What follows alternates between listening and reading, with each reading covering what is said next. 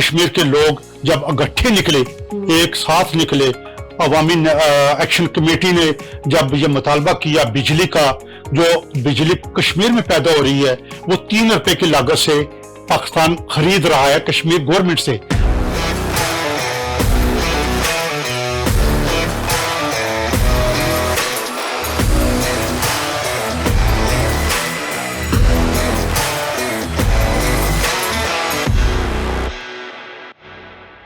السلام علیکم، میرا نام ورک ہے اور میں آپ کے سامنے حاضر ہوں ایف پی کیتھون دوز پیرس کے پلیٹ فارم سے، اور آج پروگرام میں آپ کو خوش آمدید کہتی ہوں۔ آج ہم ایک ایسی شخصیت سے ملنے والے ہیں جو 40 سال سے فرانس میں مقیم ہے، جن کا کشمیر کے لیے بہت ایک نرم انگوشہ رکھتے ہیں، اور جموں کشمیر لبریشن فرنٹ کے یورپ زون کے صدر ہیں، اور Kashmir international peace forum France کے سرپرست اعلیٰ ہیں، اور ہم ان سے مزید جانیں گے کشمیر کے بارے میں، ان کی سرگرمیوں کے بارے میں۔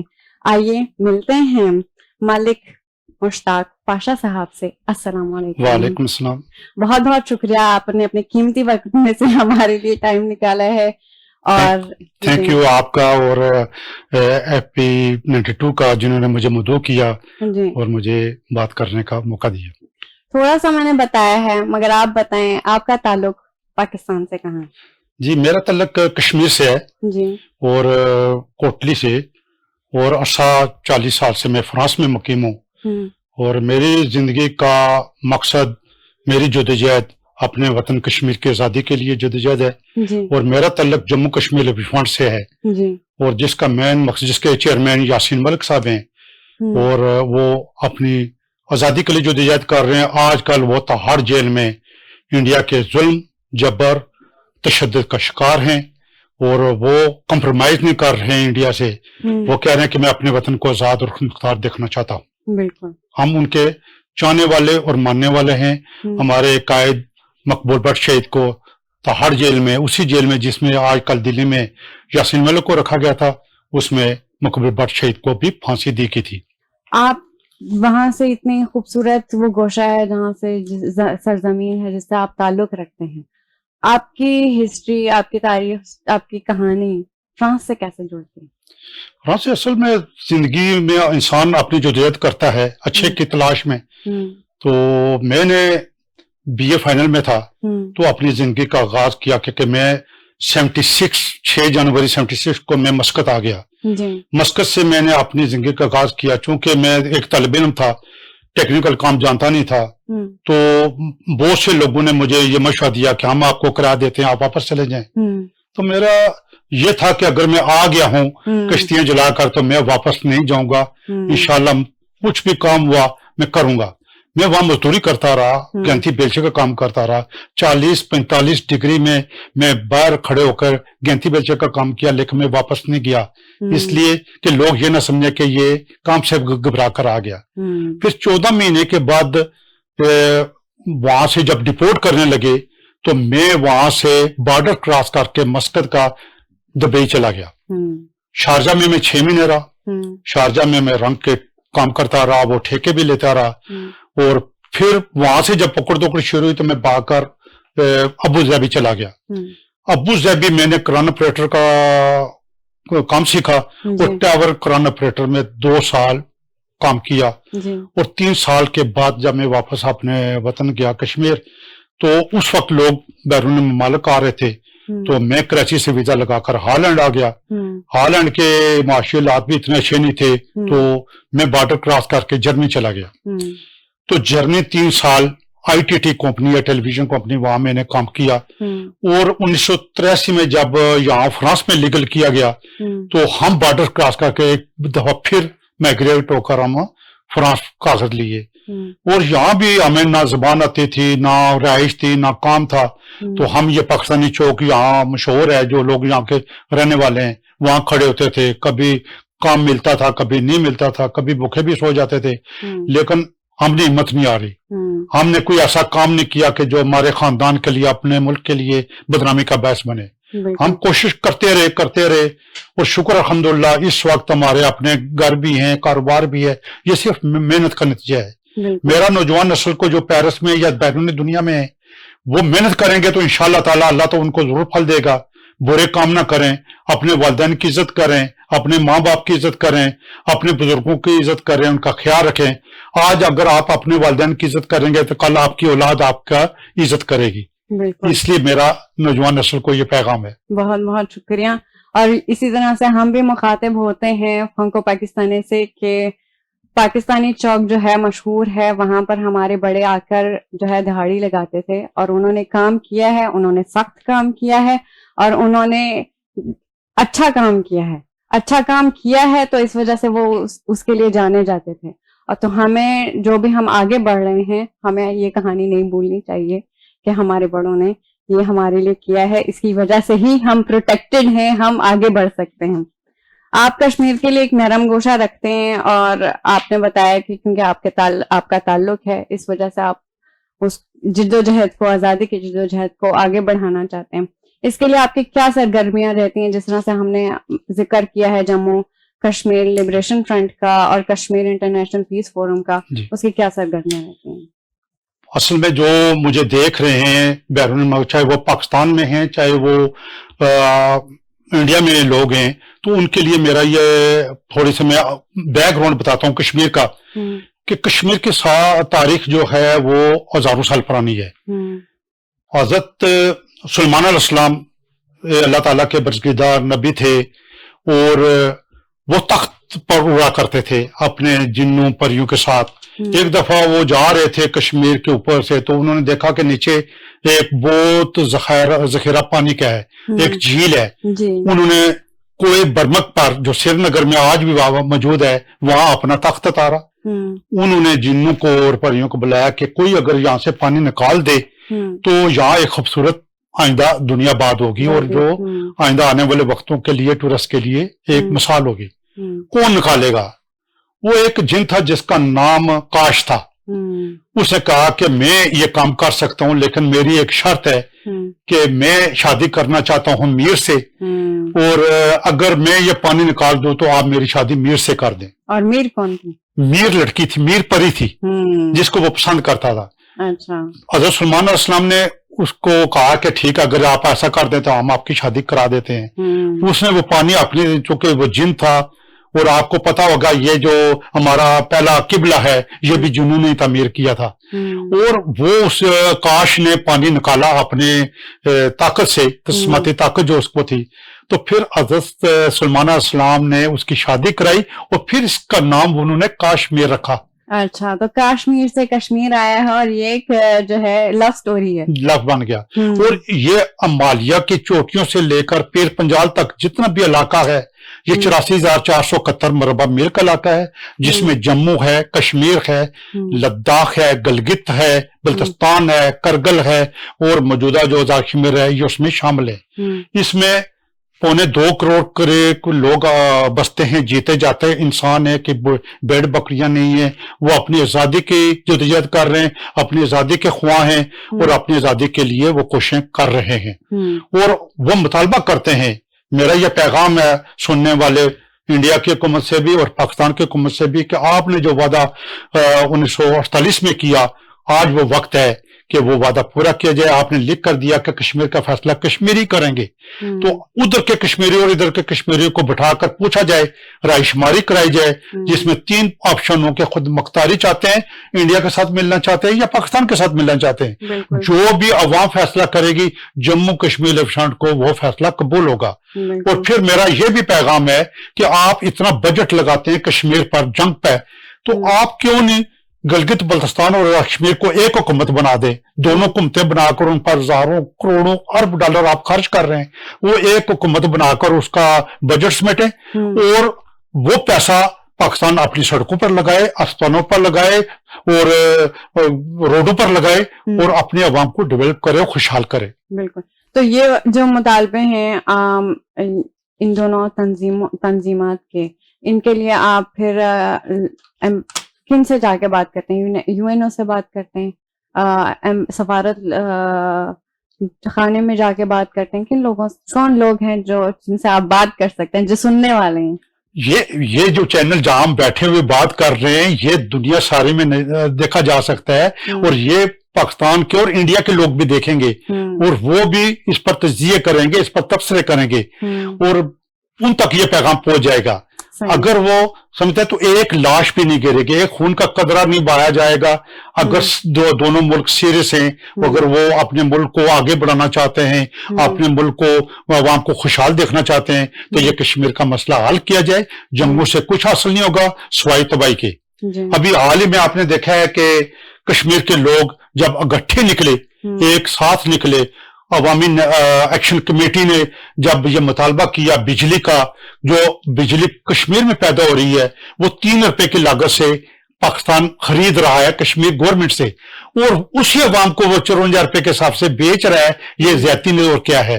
آخر عوام نکلی، اس ظلم کے خلاف نکلی، اور مسرور آباد میں ہمارے 3 بھائی شہید ہو گئے، ایک پولیس افسر بھی مارا گیا، وہ بھی شہید ہوا۔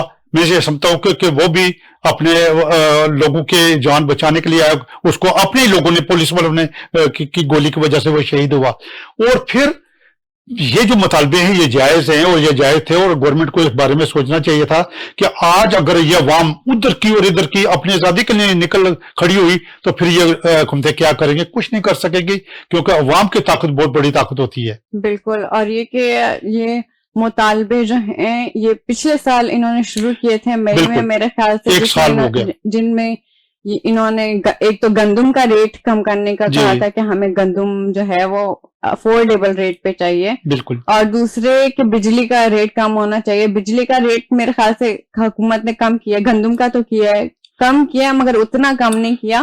میں اپنے ناظرین کے لیے یہ معلومات شیئر کرنا چاہتا ہوں کہ پاکستان کے جو لوگ ہیں انہوں نے صرف تربیلا ڈیم بنایا، اس کے بعد وہ کوئی ڈیم نہیں بنا سکے، حالانکہ ان کی ضرورت ہے کالا باغ ڈیم کے، لیکن کشمیریوں نے اپنے آباء اجداد کی قبریں ڈبو دی پانی میں، اس لیے کہ بجلی پیدا ہو۔ لیکن اگر کشمیر کی جو ٹوٹل لاگت ہے صرف 300 میگا واٹ ہے، اگر 24 گھنٹے چلے تو کشمیری کو وہ نہیں دی جا رہی ہے، لوڈ شیڈنگ ہو رہی ہے اور مہنگی بجلی دی جا رہی ہے، جس سے غریب کی کمر ٹوٹ گئی ہے، غریب آدمی کا جینا بالکل ختم ہو چکا ہے، لوگ خودکشیاں کر رہے ہیں۔ عام جو پاکستانی ہیں جو دوسرے صوبوں سے تعلق رکھتے ہیں ان کو کشمیر کے بارے میں اتنا علم نہیں ہے، تو آپ کیا کہنا چاہیں گے ان نوجوانوں کو یا ان پاکستانیوں کو جو سمجھتے ہیں کہ کشمیر جو ہے وہ چاہتا ہے کہ کشمیر پاکستان کا حصہ ہے؟ یہ بہت اچھا آپ نے سوال کیا اس کے لیے۔ جیسے ادھر کے جو پاکستانی ہیں وہی سمجھتے کہ کشمیر پاکستان کا شاہراہ ہے، اور بابا قائد اعظم رحمۃ اللہ نے فرمایا، حالانکہ کسی بھی تاریخی کتاب میں اس کی سند موجود نہیں ہے، اور ادھر کے لوگ جو انڈیا کے رہنے والے وہ کہتے ہیں یہ کشمیر ہمارا ٹوٹنگ ہے۔ 76 سال ہو گئے اور یہ ٹوٹنگ اور شاہراہ کی باتیں کرتے ہوئے، اور 3-4 جنگیں بھی کر چکے ہیں، آدمی بھی شہید کرا چکے ہیں، لیکن کچھ حاصل نہیں کر سکے۔ ابھی حال ہی میں آپ نے دیکھا کہ باجوہ صاحب کا بیان تھا کہ ہم انڈیا کے ساتھ نہیں لڑ سکتے کیونکہ ہمارے پاس ٹینکوں کے لیے پیٹرول نہیں ہے۔ تو اگر آپ لڑ نہیں سکتے تو جو اصل مطالبہ ہے وہ دنیا کو بتایا جائے، یونائٹڈ نیشن کو بتایا جائے کہ جو وعدہ ہم نے کیا تھا، انڈیا کو بھی بلایا جائے ٹیبل پر یونائٹڈ نیشن میں، ہم بھی تیار ہیں کہ ووٹنگ کرائی جائے، رائے شماری کرائی جائے، لوگوں سے پوچھا جائے۔ تو لیکن میں شکریہ ادا کرتا ہوں پاکستانی قوم کا کہ جب بھی کشمیری کی آزادی کی بات ہوئی تو پاکستانیوں نے قربانیاں دی ہیں۔ بہت سے پاکستانی اللہ تعالیٰ انہیں جنت نصیب کرے، وہ کشمیر میں شہید ہیں اور ان کی قبریں کشمیر میں موجود ہیں، لیکن جس کا جگہ ہوتی ہے، جس کا گھر ہوتا ہے، وارث وہی ہوتا ہے جس کے نام وہ سند بولتی ہے۔ کشمیر کشمیری کیا ہے وہ اسی کے لیے جو جدوجہد کر رہے ہیں، آج نہیں تو کل نہیں تو سال بعد، 10 سال بعد، 20 سال بعد انشاءاللہ تعالیٰ کشمیر ضرور آزاد ہوگا، اور خود مختار کشمیر خوشحال پاکستان کی ضمانت ہوگا، اور یہ ضمانت ہوگی کیونکہ یہ ایک برج کا کام کرے گا انڈیا اور پاکستان کے درمیان انشاءاللہ۔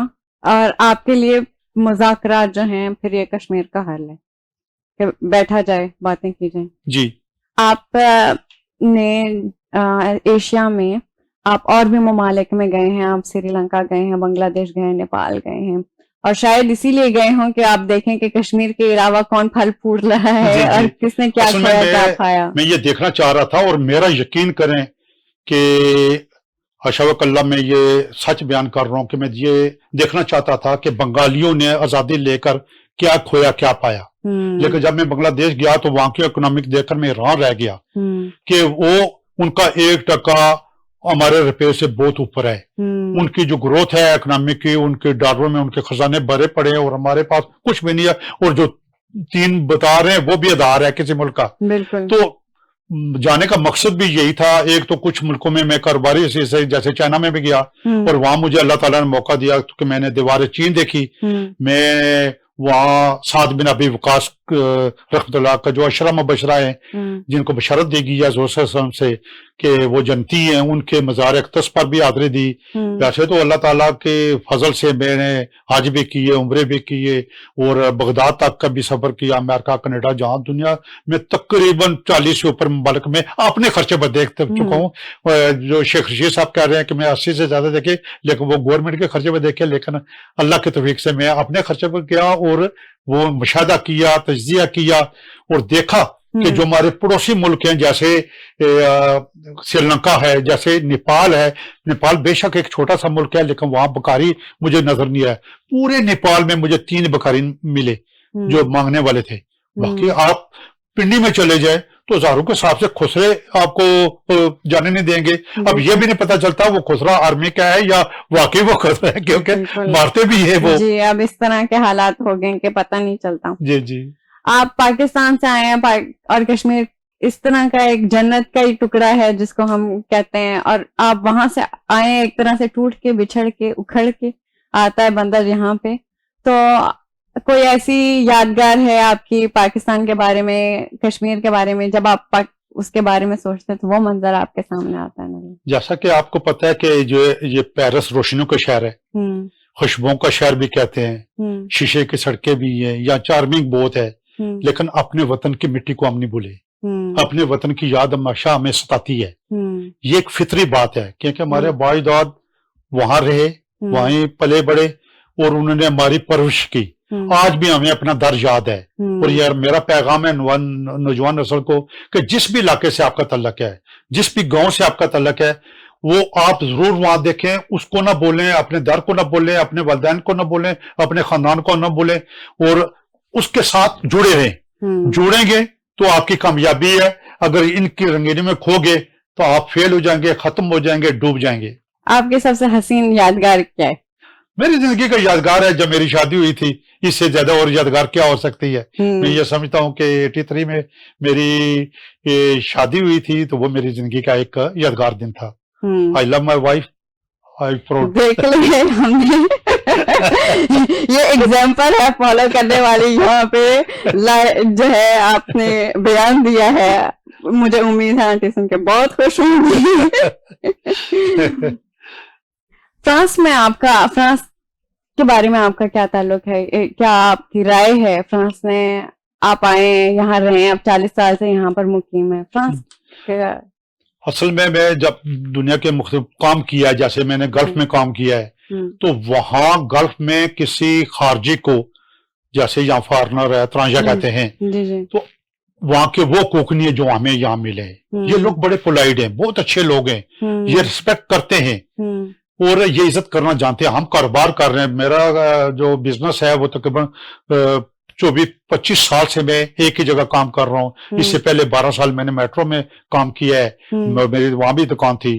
तो ये लोग बहुत रिस्पेक्ट करने हैं, इनको इज्जत दें तो ये आपको बहुत रिस्पेक्ट करेंगे। और मैं समझता हूँ कि मैंने जर्मनी में काम किया, वो थोड़े से रेसिस्ट है, जर्मन जो लोग हैं वो थोड़े से क्रूअल हैं और सख्त तबीयत के हैं, लेकिन ये लोग बहुत पोलाइट हैं और बहुत अच्छे हैं। बहुत शुक्रिया। कोई ऐसा सवाल जो मैंने आपसे ना पूछा हो, कोई ऐसा पैगाम आप हमें देना चाहें? मैं ये पैगाम देना चाहता हूँ अपने कश्मीरी नौजवानों को कि आप ज्वाइंट एक्शन कमेटी के साथ जुड़े रहें। आप जो भी कॉल है उनका साथ दें, अपने वतन की आजादी को न भूलें, अपने वतन की आजादी के लिए जद्दोजहद करें। अपना वतन होगा तो आपका नाम होगा, आपके मुल्क का नाम होगा, और कश्मीर आजाद होगा اور انڈیا اور پاکستان ترقی کریں گے, کشمیر آزاد ہوگا تو اپنا وطن انشاءاللہ تعالی. ہم مقبول بٹ شہید کا جستے خاکی دیکھیں, مقبول بٹ شہید کو 1984 میں 11 مئی کو پھانسی دے گی, اور انڈیا جو اپنا آپ کو اٹامک پاور کہتا ہے اور ایشیا کا ٹائگر کہتا ہے, اس نے ابھی تک مقبول بٹ شہید کی باڈی کشمیریوں کے حوالے نہیں کی. وہ اتنا ڈرپوک ہے, اور ہم یہ مطالبہ کرتے ہیں اسٹیج سے اور دنیا سے یہ مطالبہ کرتے ہیں کہ مقبول بٹ کی شہید کی جو ڈیڈ باڈی ہے وہ کشمیری کے حوالے کی جائے, تاکہ ہم اپنے رسومات کے مطابق ان کا جنازہ کریں اور ان کو شہدائے پاکستان سری نگر میں مدفون کریں. انشاءاللہ میری دعا ہے کہ آپ کا مطالبہ پورا ہو. بہت بہت شکریہ, آپ نے ہمیں اپنا وقت دیا اور اپنی جدوجہد ہمارے ساتھ ہے. ایف پی 92 کے جو مالکان ہیں ان کا بھی شکریہ ادا کرتا ہوں, آپ کا بھی شکریہ کہ انہوں نے مجھے یہاں موقع دیا تاکہ میں اپنے وطن کی بات آپ لوگوں کی وساطت سے ان تک پہنچا سکوں, اور دنیا میں یہ چینل انشاءاللہ دیکھا جائے گا اور یہ بہت ترقی کرے گا, میری دعا ہے انشاءاللہ. اور اسی طرح سے ناظرین سامعین, ہم اس پروگرام کا اختتام کریں گے. ہم نے ایک بہت دلچسپ شخصیت سے یہاں پہ بات کی ہے, اور ہم انشاءاللہ کوشش کریں گے اسی طرح کی شخصیت سے آپ کی ملاقات کرواتے رہیں. تب تک کے لیے اجازت, فی امان اللہ.